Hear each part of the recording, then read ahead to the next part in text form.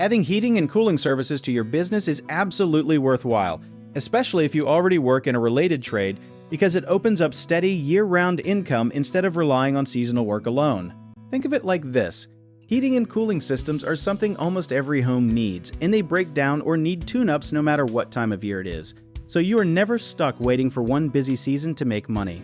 What a lot of people do not realize is that the real profit in this industry often comes from maintenance contracts, not just emergency repairs.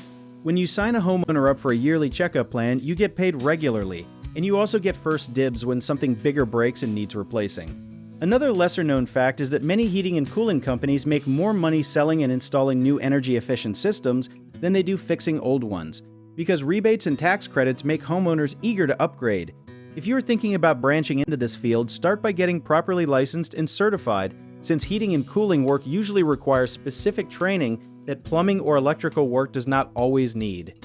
One common mistake is assuming you can just add heating and cooling services without proper certification, which can get you fined or shut down, so always check your state's licensing rules first. Another misconception is thinking demand is only high in summer or winter, when really, smart companies market indoor air quality and maintenance services all year to keep cash flow steady. A lot of people also underestimate how important warranty and manufacturer partnerships are, so building relationships with equipment suppliers early can save you money and win customer trust faster.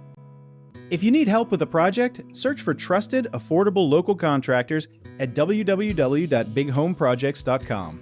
You can also download our app, Job Bid Tier, where homeowners and property owners can list jobs and have home service experts and contractors reach out, message them back, and offer their estimates.